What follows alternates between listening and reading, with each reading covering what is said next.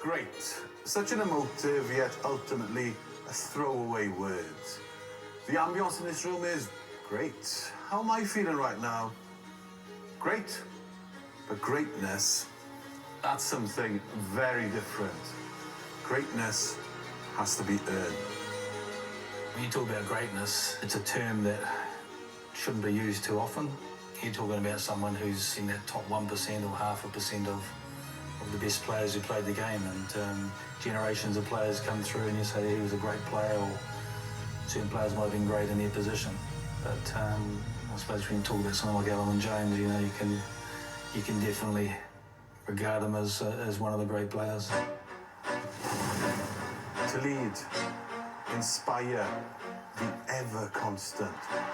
Alun Wyn Jones made the first try. Gareth Edwards played 13 consecutive seasons for Wales with 53 consecutive caps, always big moments from Gareth. And likewise for Alun Wyn, it's 17 years playing for Wales, record number of caps again, and he's one of the biggest reasons why Wales have been so successful.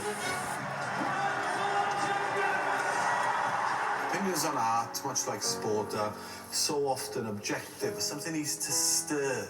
There needs to be a spark. Alun Wyn was around 12 or 13 years old when he arrived at the club. We're not based in the most affluent area of Swansea.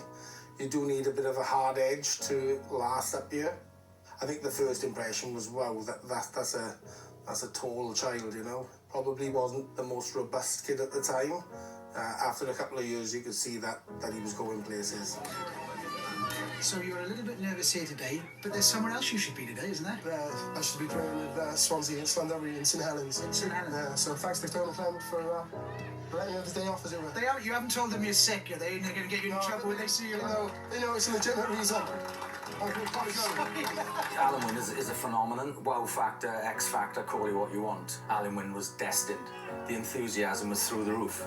But Alun Wyn just wanted to learn and be comfortable with the ball in his hand, even though, you know, he was such a formidable player. And as Keith Colcliffe used to, my fellow coach at the time, used to say, we taught Alun Wyn to push in the lineouts and jump in the scrums.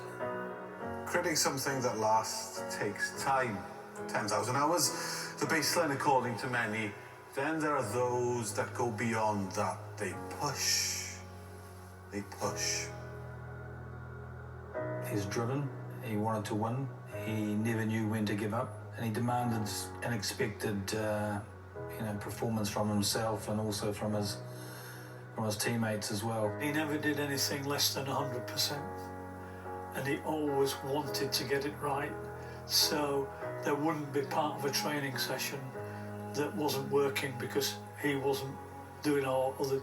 Now others might be, and you could see he'd have a quiet word. But the fact that it meant something to him, whatever he was doing, 100% of the time. And that's, at that level, is gold dust. With hard work comes success, recognition, and the highest accolades in the sport. Without a doubt, he understood what the Lions is, what it represents. He wouldn't have had 4 tours, you know, if that hadn't have grown out of the player he became. It's a level again above, I think, international rugby, and without doubt he's up there as one of the top Lions. Maybe the greatest player Wales have ever had. I think he should be remembered being as the greatest second row taking the field for Wales, pretty well respected around the world, and players had the most international caps, and you can't take that away from him.